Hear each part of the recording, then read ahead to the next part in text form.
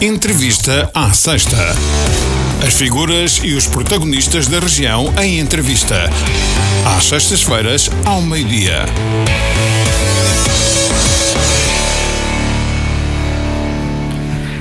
Boa tarde. Começa agora mais uma entrevista à Sexta. Temos hoje connosco o Luís Silva, comandante dos Bombeiros Voluntários do Montijo, a quem agradeço desde já por ter aceitado o nosso convite.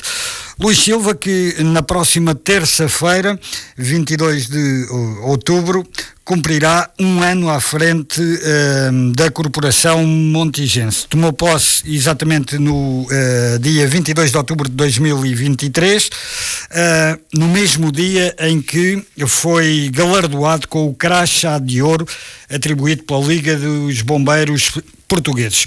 Mas já lá iremos e já deitaremos um olhar sobre o balanço a este primeiro ano na liderança do corpo ativo da unidade dos bombeiros do Montijo.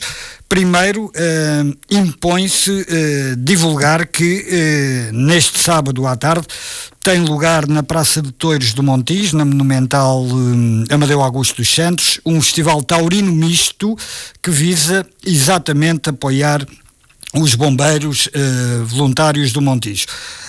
Boa tarde, Luís Silva. Como é que surgiu esta oportunidade e que apoio esperam os bombeiros do Montijo receber com a concretização desta iniciativa? Muito boa tarde, Mário. Boa tarde a todos os nossos ouvintes da Popular FM. Em primeiro lugar, deixar aqui uma nota de agradecimento pelo facto de terem convidado os bombeiros do Montijo a estar presentes hoje aqui no vosso estúdio para falarmos um pouco sobre aquilo que é a atividade do nosso Corpo de Bombeiros. Estas iniciativas são sempre iniciativas de louvar. Nós nunca temos aqui a perspectiva, ou nunca sabemos o que é que pode ser expectável em termos de apoios. De qualquer das formas, referir que estes eventos são sempre de louvar e esperamos ter a maior aderência possível e ter aqui uma comparticipação boa naquela que são as ajudas ao Corpo de Bombeiros. Não esquecendo aqui que neste passado muito recente também um grupo de amigos do Montijo criou uma iniciativa, os Locomotive, que é um grupo de amigos que faz umas caminhadas e criaram uma iniciativa muito engraçada com espetáculos musicais, espetáculos de zumba, onde efetivamente o objetivo era ajudar também os bombeiros e conseguiram até hoje uma das maiores angariações de fundos para o Corpo de Bombeiros, que foi entregue na semana transata. Cerca de 3.000 euros, se a memória não me traiçoa, ou estarei errado? Não, Mário, 3.315 euros. Cerca de 3.000, portanto dá um pouco para baixo como um pouco para cima, mas que não deixa de ser uma verba significativa para os desafios que uma corporação de bombeiros voluntários, seja ela qual for, tem de enfrentar. É verdade. E estas iniciativas geralmente não nos trazem aqui muita expectativa no que diz respeito ao próprio donativo, mas a vontade de fazer alguma coisa e a participação ativa que as nossas empresas vão tendo nas ajudas ao Corpo de Bombeiros são cada vez também mais notórias quando estas iniciativas são promovidas. E nós, bombeiros, o Corpo de Bombeiros, sendo muito ou sendo pouco, resta-nos ficar gratos por as próprias iniciativas que se vão tendo na cidade do Montijo e que já vão aparecendo, o que é muito gratificante também para nós por ver a envolvência das pessoas. E cada vez mais a envolvência da comunidade é fundamental nas ajudas aos corpos de bombeiros e também para cimentar um pouco aquilo que é a cultura de proteção civil. Vamos então deitar um olhar a este seu primeiro ano à frente dos bombeiros do Montijo. Como eu dizia atrás, na próxima terça-feira, se não estiver errado relativamente ao calendário, dia 22, cumpre um ano relativamente ao ato de tomada de posse, um ato que também não esquecerá porque foi distinguido com o máximo galardão dos bombeiros portugueses, mas o que lhe quero perguntar é, relativamente a este primeiro ano, que balanço é que faz ao dia de hoje àquele que tem sido o trabalho realizado ou que tem sido possível realizar nos Bombeiros Voluntários do Montijo? Este primeiro ano foi, digamos, um ano muito gratificante. É um ano em que nós tentamos, qualquer comandante tenta pôr a máquina a funcionar a seu jeito.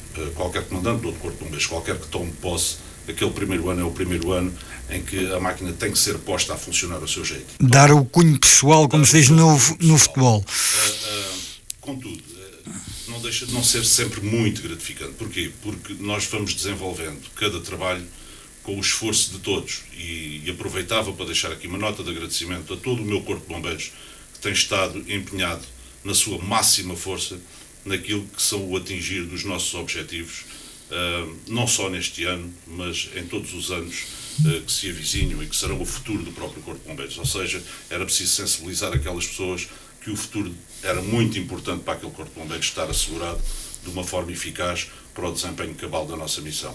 Neste primeiro ano, fizemos muitas reestruturações a nível das instalações, nomeadamente das instalações operacionais, porque era preciso aqui criar condições para os nossos bombeiros em termos da prestação do próprio socorro. Fizemos um ajuste naquela que foi a nossa frota, uma remodelação geral naquela que é a nossa frota, e acima de tudo, demos a conhecer a todas as entidades que trabalham connosco o balanço daquilo que era o nosso trabalho. Portanto, era preciso dizer aqui às autarquias locais o que é que nós fazemos, o balanço do nosso trabalho. E o que é que foi dito a autarquias, em particular à Câmara Municipal do Montijo? Foi dado a conhecer todos os dados estatísticos daquele que é o nosso trabalho, quer na área de transporte de doentes, quer na área da emergência pré-hospitalar, quer na área de combate a incêndios. Portanto, foi-lhes dado a conhecer aqueles que são os serviços que o Corpo de Bombeiros presta dentro da cidade do Montijo e fora da cidade do Montijo. Já lá iremos a esses números. Depois, mas eu não ia aqui acrescentar números, mas ia dizer que depois disto, e de dar a conhecer aquele que é o nosso trabalho, procurámos dar a conhecer as nossas necessidades. As necessidades que nós tínhamos em termos da prestação do próprio socorro. Era preciso dizer a quem nos ajude e àqueles que nos comparticipam diariamente aquilo que eram as nossas necessidades e àqueles que são responsáveis também por garantir essas necessidades. Estou a falar aqui não só da Câmara Municipal do Montijo, mas estou a falar aqui também dos nossos parceiros principais, a Autoridade Nacional de Emergência e Proteção Civil e Instituto Nacional de Emergência Médica.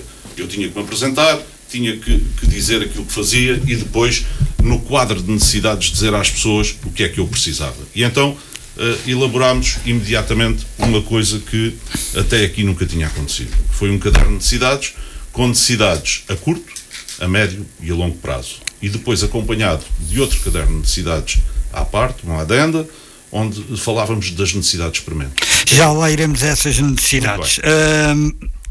E ao número de ocorrências para traduzirmos em número aquilo que foi a atividade desenvolvida neste primeiro ano, mas antes, e depreendo pelas suas palavras que o balanço é extremamente positivo. Sem dúvida. Mas antes queria lhe perguntar se esperava encontrar melhor esta casa que conhece tão bem, porque afinal o Luís Silva é do Montijo e foi precisamente naquela corporação que sempre se afirmou como bombeiro, ou quase sempre, porque já teve passagens. A última foi por Salvaterra de Magos. Eu só tive uma passagem por Salvaterra de Magos. Foi a única, inclusive. Foi a única, inclusive. Eu tive 35 anos ao serviço dos bombeiros do Montijo, onde fiz a minha carreira até ao posto de chefe. E depois, a partir do ano 2000, comecei a exercer funções no cargo de comando, como adjunto do comando, como segundo comandante, e na altura que era segundo comandante, saí então para os bombeiros de Salvaterra de Magos. Salvaterra de Magos, que efetivamente eu também não conhecia, foi por candidatura a um concurso, entrei como segundo comandante, desenvolvi lá o meu trabalho quase por 3 anos, e regressei ao Montijo a convite da própria direção, regressei ao Montijo para desenvolver um trabalho que, Mário, é difícil responder se era o que eu esperava ou não era o que eu esperava. Aquilo que eu vinha focado era efetivamente dar o meu cunho pessoal e desenvolver o trabalho à minha maneira, não era tanto avaliar o trabalho que os outros fizeram, porque eu tenho a certeza absoluta que fosse quem fosse que passasse pelos bombeiros do Montijo, fez aquele que era o seu melhor e fez aquele que era o seu trabalho. Não tenho dúvidas disso. Vamos então às ocorrências. Estamos no domínio do balanço. Em termos de ocorrências, transportes de doentes, participação em incêndios, qual foi os dados, quais são os dados estatísticos que têm para apresentar relativamente a este ano? Os dados estatísticos que temos deste ano, em termos de serviço, Nós estamos a transportar mensalmente, em termos de doentes, de transporte de doentes não urgentes, cerca de 800 pessoas e na área da emergência pré-hospitalar cerca de 400 pessoas. Estamos com uma média anual de 70 fogos urbanos e industriais, o que para a cidade do Montijo é o expectável, é aquilo que efetivamente esse só acontece. no concelho do Montijo? Só na nossa área de atuação própria. Quando falo aqui no transporte de doentes não urgentes e na emergência pré-hospitalar, aqui podemos englobar a nossa área de atuação própria e algumas saídas que temos para outras áreas de atuação de outros corpos de bombeiros, tal como os outros corpos de bombeiros também fazem connosco. Portanto, quando nós temos esta necessidade, por ativação do Centro de Orientação de Doentes Urgentes, eles também vêm à nossa área. Há uma articulação e há aqui, está estabelecido que tem que ser assim na área da emergência pré-hospitalar. Os incêndios urbanos e industriais é aquilo que é a casuística normal da cidade do Montijo, que tem muitas superfícies comerciais, tem muita indústria, tem cada vez mais teve um aumento populacional muito grande e isto obriga a que também depois esta casuística aumente e possa haver mais tipos de ocorrências. Em termos de incêndios florestais, não temos assim tanto. No entanto, o Concelho do Montijo tem uma área florestal vasta que pertence à área de atuação do Corpo de Bombeiros de Canha, mas que, em articulação connosco, e sempre que há triangulações, o Corpo de Bombeiros do Montijo está presente também naquela área do Concelho. Contudo, nos incêndios florestais, mencionar que temos aqui uma participação sempre muito ativa durante o dispositivo especial de combate a incêndios, com deslocação de meios, ao abrigo daquilo que está estabelecido na Diretiva Operacional Nacional da Autoridade Nacional de Emergência e Proteção Civil para qualquer parte do país, não é? Trabalho não falta. Trabalho não falta. E os bombeiros são os primeiros a chegar ao local para prestar socorro. E ainda esta madrugada houve uma ocorrência em pleno centro da cidade do Montijo, junto ao Parque Municipal, com uma viatura incendiada. É verdade. Tivemos um incêndio numa viatura que afetou uma outra viatura que estava muito perto, era adjacente àquela. Sem feridos a registrar. Sem feridos a registrar, só danos materiais. Esta viatura ardeu por volta das 3h45 da manhã, o alerta, e de maneira que são coisas que acontecem, que vão acontecendo na nossa cidade, não é?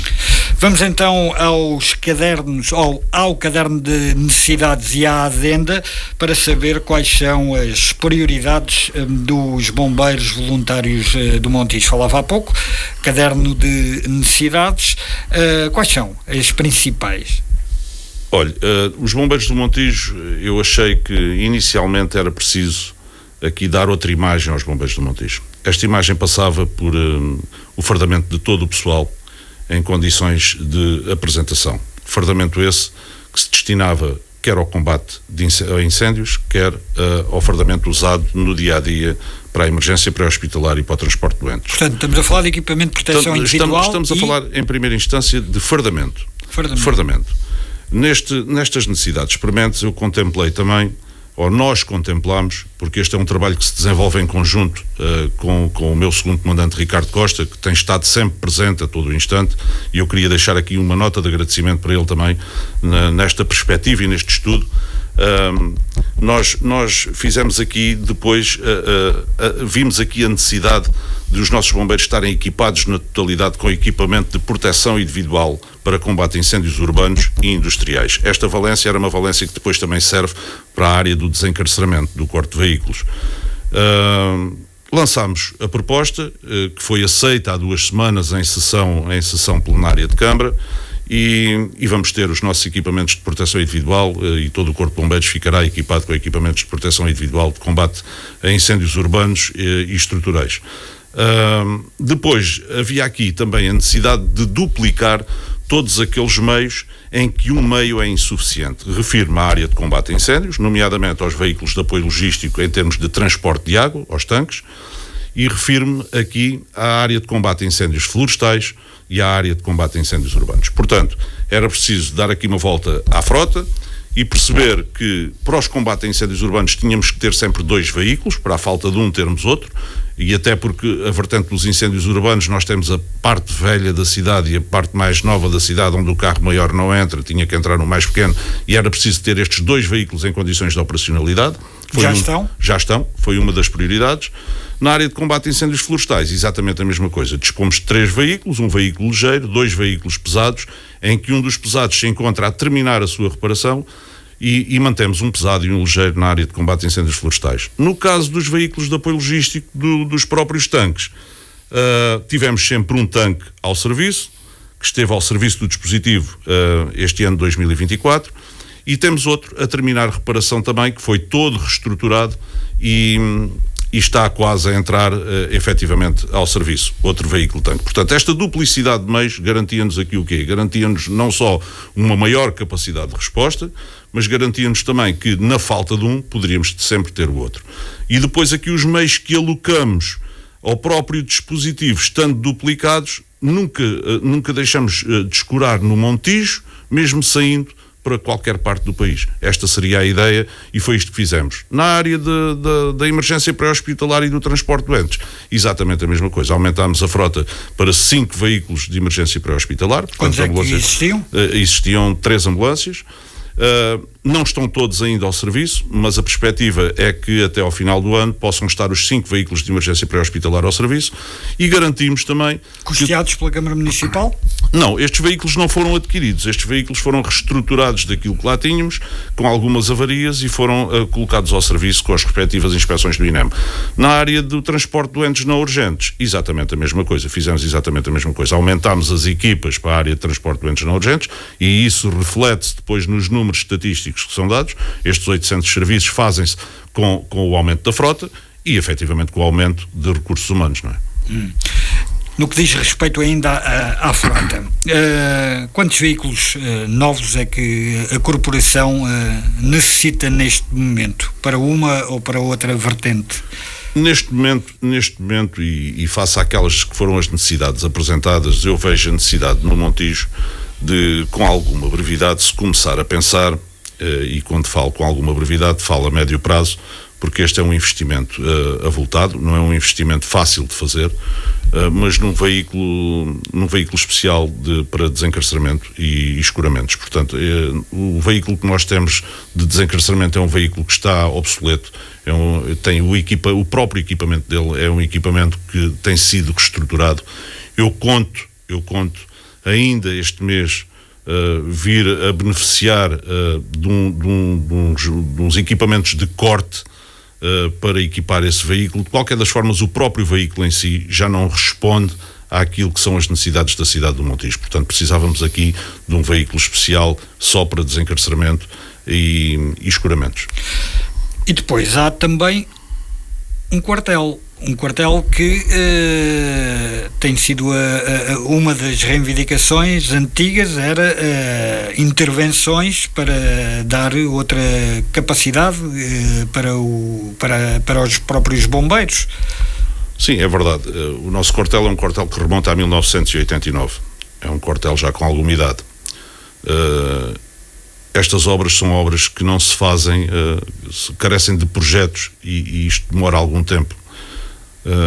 Existe aqui uma perspectiva de melhoria das próprias instalações, podendo estar aqui equacionado até a construção de um novo quartel no futuro.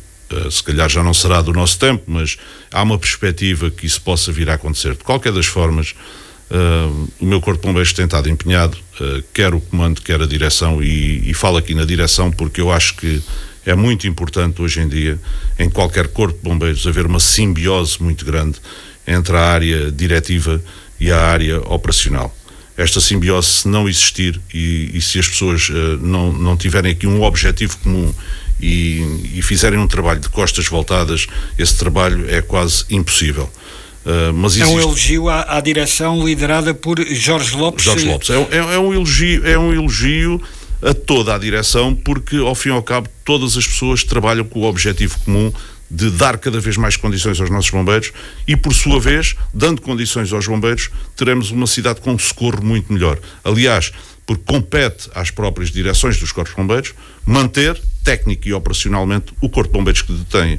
Portanto, isto está escrito na lei e aquilo que eu tenho feito, aquilo que tem servido como batuta da minha liderança como comandante, é efetivamente fazer cumprir aquilo que está previsto na lei. Portanto, e isto união perfeita entre direção e corpo de bombeiros. União perfeita entre direção e corpo de bombeiros neste momento, com um objetivo completamente traçado e transversal às duas áreas.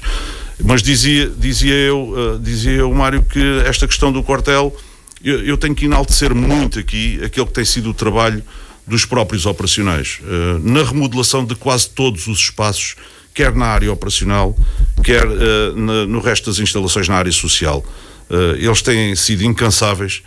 Quase todos os meses eu faço uma publicação de uma remodelação em determinada sala. Hoje os bombeiros do Montijo dispõem de 2 salas de formação, dispõem de uma sala de planeamento, onde, ao abrigo daquilo que foi implementado pela Autoridade Nacional de Emergência e Proteção Civil, no que diz respeito aos briefings diários durante o período do dispositivo, eles puderam estar confortavelmente a assistir a esses briefings e a participar nesses briefings. Portanto, do DECIR. Dispomos de uma sala de planeamento que também tem a vertente formativa. Todos os gabinetes de chefes, de comando, foram reestruturados.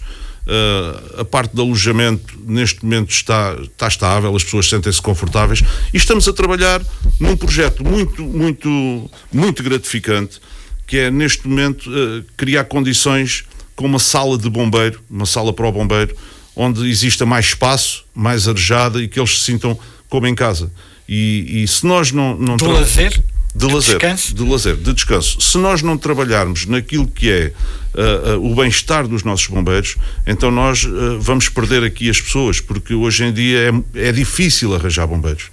É difícil, não só pelos requisitos que nos são impostos pelos organismos que tutelam, mas também por a vontade das próprias pessoas. É muito mais confortável eu hoje terminar o meu dia de trabalho, calçar a pantufa e ficar em casa, do que propriamente ir para o serviço da comunidade e ir para um corpo de bombeiros como voluntário, onde estou obrigado a regras, onde existe disciplina, onde existe ali uma série de coisas que eu posso não querer estar sujeito. No entanto, devo dizer, Mário, que o Corpo de Bombeiros do Montijo tem a decorrer neste momento uma recruta muito engraçada, com uma série de pessoas que se inscreveram para bombeiro. Não sei se por esta onda de solidariedade nacional, mas tenho uma recruta muito porreira e que este ano resolvemos fazer 2 inovações nessa recruta.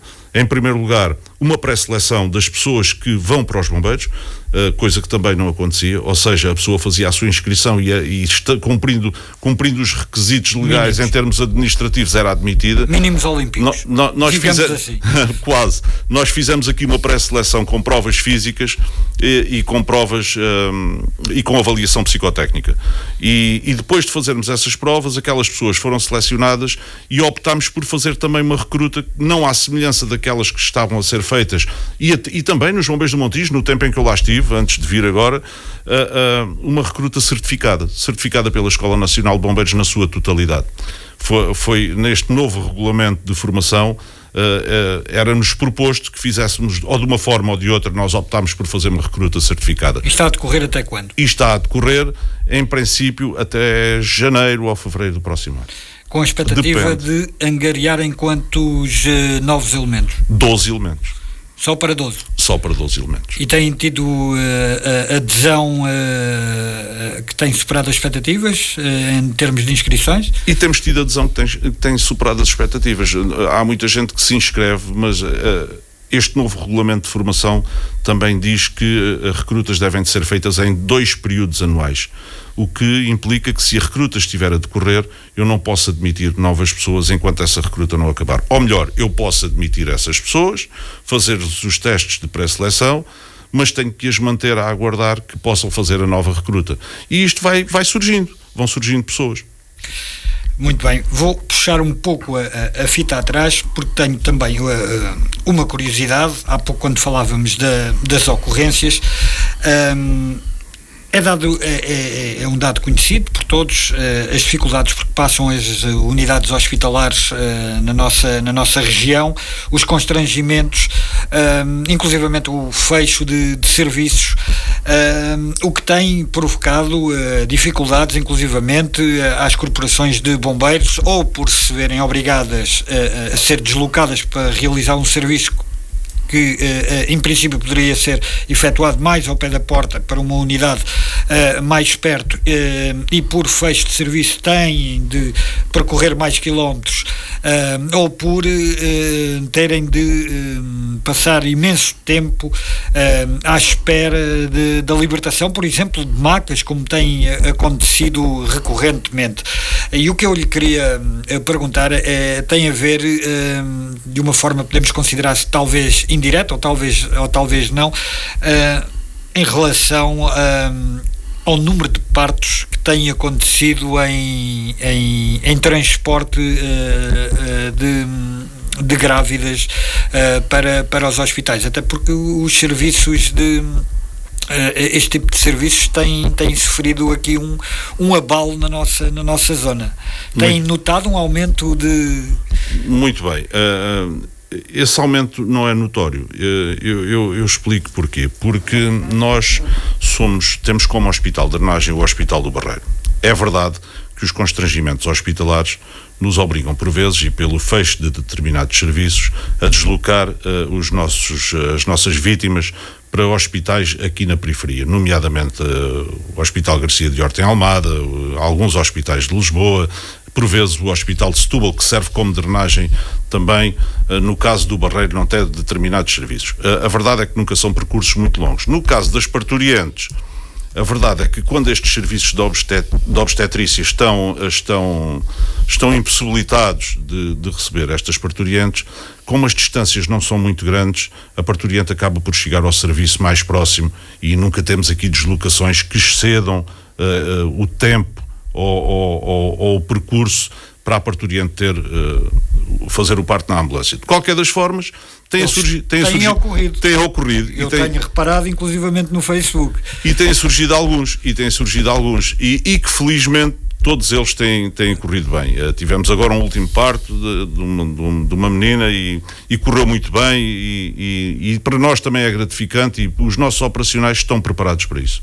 Portanto, existe aqui a valência de tripulantes da ambulância de socorro que recebem uma preparação técnica para executar. A verdade é que estes partos podem acontecer subitamente na residência da pessoa, subitamente na ambulância, depois depende ali de uma série de fatores técnicos que podem levar a que isto aconteça, mas nós não temos sofrido muito o impacto de, pelos serviços estarem fechados, nos deslocarmos 100 ou 200 quilómetros para fazer um parto e então aí sim o parto dá-se porque estamos a exceder aqui o número de quilómetros ou estamos a exceder aqui o tempo. Portanto, não há causa e efeito. Não há causa e efeito, exatamente. Mas o que é facto é que tem noção se esse número tem sido superior relativamente a tempos anteriores, por exemplo, à sua antes de ter saído para Salvaterra de Magos? Tem sido idêntico. Tem sido idêntico. Pode acontecer eventualmente aqui um aumento, até pelo aumento populacional, haver aqui um aumento de situações dessa natureza,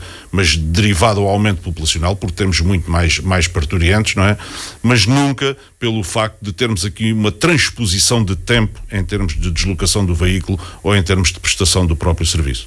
Conversa diferente já é relativamente aos constrangimentos provocados pelas horas de espera, pela situação de macas. Conversa diferente já é relativamente a esse aspecto, sim. Os serviços, como é que estamos? Os serviços de urgência estão completamente superlotados. Barreiro? De qualquer hospital neste momento. Barreiro, Setúbal, Garcia de Horta, Setúbal, Garcia de Horta, que é os hospitais onde vamos com mais frequência. Estes serviços de urgência estão superlotados. Bom, verdade seja dita que o próprio Instituto Nacional de Emergência Médica e o próprio Ministério da Saúde criaram aqui a possibilidade de todas as pessoas que são transportadas ao abrigo das chamadas CODU, das chamadas que derivam do Centro de Orientação de Doentes Urgentes, possam ter efetivamente esta prioridade em termos de entrada na urgência, estabelecendo aqui também a regra da prioridade dada a quem efetivamente a tem, aos casos mais graves, não é?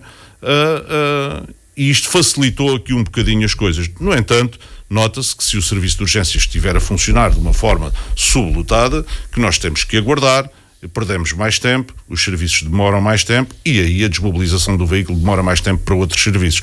Essa também é a razão que levou os corpos de bombeiros a articularem-se entre si, e estes pedidos que acontecem dentro das nossas áreas de atuação própria nem sempre são respondidos pelo Corpo de Bombeiros daquela área de atuação e respondidos por outros, e vice-versa. Nós vamos ao Pinhal Novo, vamos a Alcochete, vamos à Moita, a Moita vem ao Montijo, o Barreiro vem ao Montijo, portanto há aqui quase uma troca de veículos disponíveis para efetuar determinados serviços. Mas não lhe parece que é mais complicado e mais desvantajoso que assim aconteça? O normal não seria exatamente o oposto? O normal seria o oposto, mas nós temos que nos adaptar àquela que é a nossa nova realidade. E a verdade é que... E acha que será uma realidade para manter?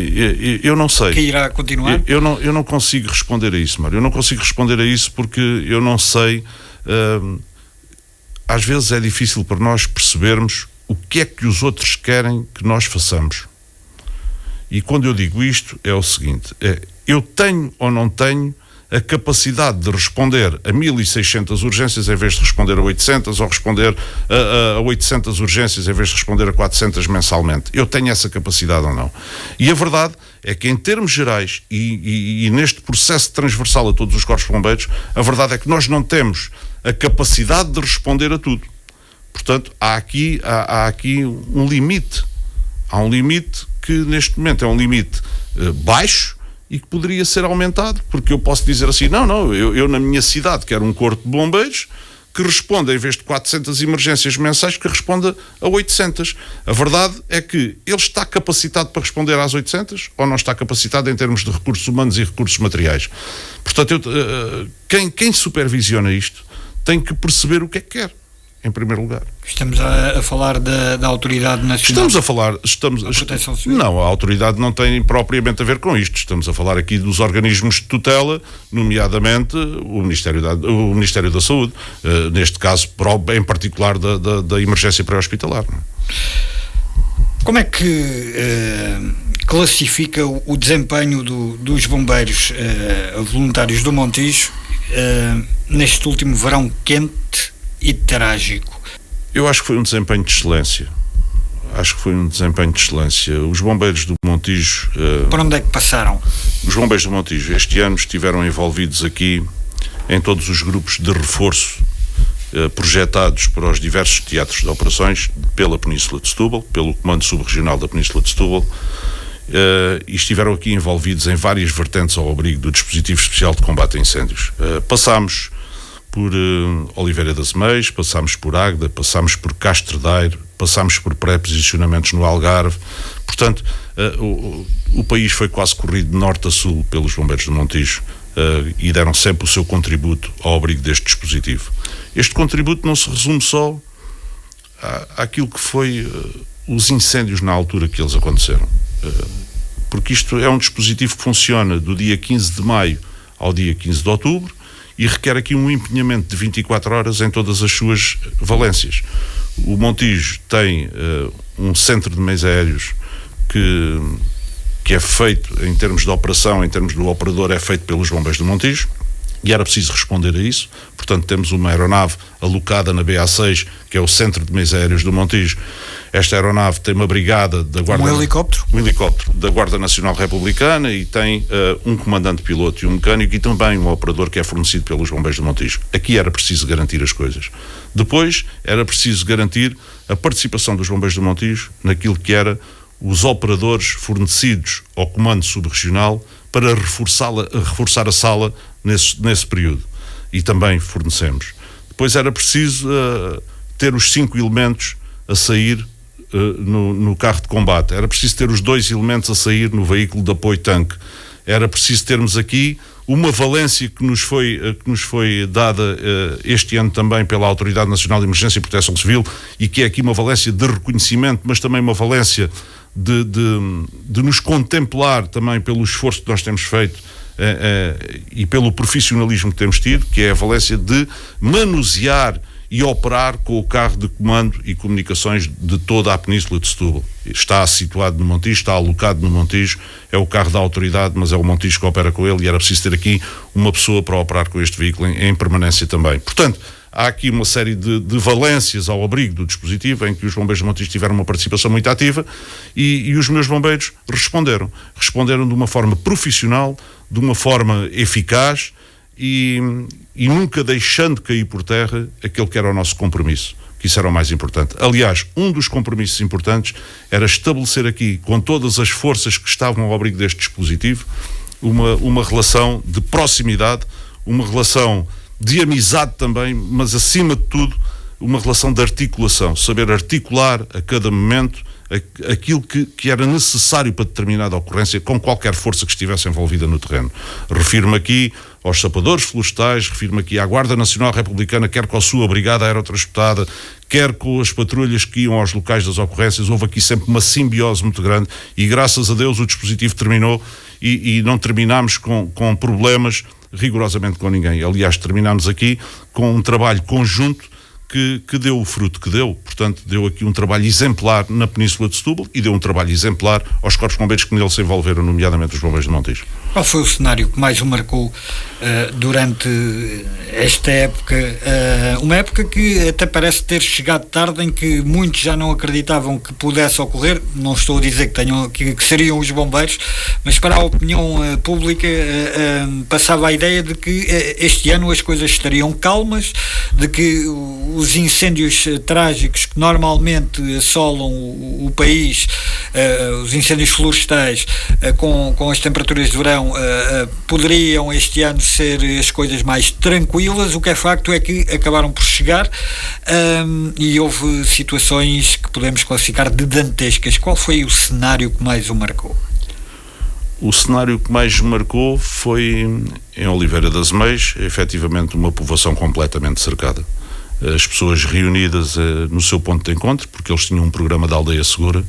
A povoação estava completamente cercada durante a noite e nós estávamos lá.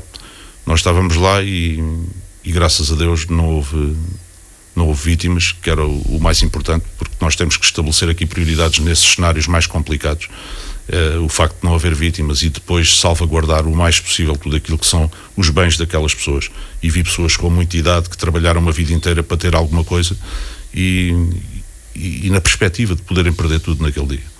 E isso marca cada um de nós, não só a mim, mas qualquer bombeiro que estivesse naquele cenário era marcante. Depois os cenários assemelham-se muito uns aos outros, há uma destruição muito grande nesta questão dos incêndios florestais, há uma destruição muito grande e há ali a impotência também de poder fazer alguma coisa grande parte das vezes, pela orologia do terreno, pela orografia do terreno, pela questão dos próprios ventos, que eram muito fortes naquela altura, estavam-se a sentir com muita intensidade. A progressão do incêndio por si cria ali dinâmicas que levam a cenários muito, muito, muito complicados. E no final, as palavras da população defendida pelos bombeiros também deixam sempre marcas? Também deixam sempre marcas, porque aquelas pessoas, cada uma das pessoas quer um carro à sua porta. Quando isso não é possível, os comandantes destes grupos que vão daqui da zona de Lisboa e que vão do Sul e que vão de outros lados para aquelas pessoas que necessitam, têm sempre que estabelecer aqui relações com quem lidera aquelas comunidades. Com a perspectiva de fazer o quê? Em primeiro lugar, tirar o máximo de informação para poder fazer um combate eficaz. Depois, estabelecendo estes laços e estes elos, as coisas funcionam. Se nós adotarmos aqui uma postura de arrogância e de prepotência, corremos aqui forte probabilidade de poder ali criar constrangimentos entre a população e os próprios bombeiros. Mas também há reconhecimento pelo trabalho que é desenvolvido. Mas também há muito reconhecimento. Não só o apoio logístico que dão à própria operação, porque o apoio logístico está previsto nas diretivas, mas o apoio logístico que a população dá é muito importante. Às vezes é preciso um reforço positivo, às vezes é preciso dar alimentação, e a alimentação às vezes tarda porque são muitos operacionais envolvidos e aquelas pessoas tratam disso. Portanto, tem que haver aqui uma envolvência entre a comunidade onde estamos inseridos no combate aos incêndios, com o próprio grupo de reforço que lá está em cima. Mas, Mário, deixa-me acrescentar aqui um pormenor que eu penso que é muito importante na minha perspectiva. Eu acho que nós, no nosso país, temos que ultrapassar um bocadinho e a nossa comunicação social fala muitas vezes naquilo que é a época de incêndios florestais. A época é todo o ano. E a época é todo o ano. Porque nós, no nosso país, temos que ultrapassar um bocadinho, as condições climatéricas estão cada vez mais variáveis, não é? E nós temos que ultrapassar um bocadinho isto. Temos que pensar que os incêndios ocorrem quando têm que ocorrer. Não há uma época específica, e nós vimos o fenómeno que aconteceu em outubro, em Pedrógão Grande, em 2017. Portanto, este ano, exatamente no dia em que se dá um briefing e que o nosso comandante subregional diz que não é expectável e que está tudo a correr muito bem, são mobilizados 3 grupos de imediato para ocorrências a norte do país por uma questão de fogo. Tivemos um fogo na península de Setúbal, também com alguma dimensão, com alguns operacionais envolvidos, cerca de 700 operacionais envolvidos. Foi o de Belverde, o incêndio de Belverde. Portanto, e logo a seguir ao incêndio de Belverde, começámos a projetar grupos para o norte do país. Isto quer dizer o quê? Quer dizer que nós às vezes estamos aqui com uma perspectiva de que, ok, a época correu bem, estamos aqui já no fim e as coisas estão a funcionar, está tudo a correr bem, não tem havido incêndios, é uma coisita aqui, uma coisita acolá, mas a verdade é que eles aconteceram e obrigou aqui à mobilização e obrigou aqui a projetar meios e obrigou aqui a um esforço muito grande por parte dos bombeiros. E depois, associado a isto, tudo aquilo que são as consequências dos próprios incêndios. E estas consequências dos próprios incêndios eu não podia deixar de referir aqui hoje. E que estou aqui a convite da Popular FM e é uma coisa que muito me agrada também para expressar aqui aquela que é a minha opinião. Não podia deixar uma nota de pesar e um reforço muito positivo a todos aqueles que estavam ao lado dessas pessoas, não só para a morte dos militares que morreram naquele helicóptero da Guarda, com a Brigada da Guarda Nacional Republicana, mas também para os bombeiros que faleceram em combate. Esta nota de pesar é uma nota de pesar que, no nosso entender, é muito importante porque também estamos aqui a dar um reforço àqueles que ficam. E custa-nos sempre, quando ouvimos nas notícias, morreu 2, ou morreram 3 bombeiros, ou morreu um bombeiro sequer, no combate aos incêndios. Custa-nos muito, porque amanhã podemos ser nós. E é muito fácil, em teatros de operações daquela natureza, acontecer a morte de um bombeiro, ou a morte de 2 bombeiros, ou 3 bombeiros, ou um carro que ardeu, ou um helicóptero que caiu. É muito fácil de acontecer. A profissionalização dos bombeiros é o futuro? Os voluntários têm caminho ainda para percorrer, ou profissionalização tem de ser mesmo uma carta em cima da mesa? Eu acho que a profissionalização é o futuro, muito sinceramente, e acho que peca por tardia. A verdade é que o nosso país, primeiro temos que equacionar se o nosso país tem dimensão para comportar 400 e tal corpos de bombeiros. Se tem dimensão para isso. Depois também sabemos que estes corpos de bombeiros são mantidos na sua generalidade, porque temos aqui as companhias, o batalhão, os regimentos de sapadores bombeiros, mas quase na sua totalidade por associações que detêm corpos de bombeiros voluntários. E esta questão das associações de terem corpos de bombeiros voluntários torna complexo profissionalizar os próprios bombeiros. Porque estas associações, as EIPs, as equipas de intervenção permanente, vieram no sentido de colmatar e de profissionalizar parte dos corpos de bombeiros, porque elas chamam-se equipas de intervenção permanente, mas a verdade é que têm 40 horas semanais para cumprir e muitas delas nem noites fazem, porque o meu corpo de bombeiros tem 2 equipas de intervenção permanente que não garantem efetivamente as noites. Por isso de permanente não têm nada. Mas eu penso que o caminho está a ser feito e acho que os corpos de bombeiros caminham para um futuro da profissionalização, essencialmente sem uma dependência direta de associações ou propriamente de autarquias, dependerem diretamente do Ministério da Administração Interna, com as suas valências adequadas à sua área de intervenção, porque depois aqui nós podemos, isto transporta-nos aqui para uma coisa que é importante referir. Alguém me impede no meu corpo de bombeiros, por exemplo, de comprar um meio que quer que seja para uma valência qualquer? Ninguém. A verdade é que esse meio pode ou não estar adequado àquela que é a minha área de intervenção. É preciso perceber, em cada área de intervenção, aquilo que efetivamente faz falta àquele corpo de bombeiros e dotá-lo capazmente para ele fazer face àquelas que são as casuísticas e ocorrências daquela área de intervenção. O que está a dizer é que não pode ser deixado ao critério da direção da associação, mas sim entregue ao comando da corporação. Muito bem. Não é propriamente ao comando. Não é propriamente ao comando. É um ajuste naquelas que são as compras que são feitas para aquilo que é necessário para a minha área de atuação própria.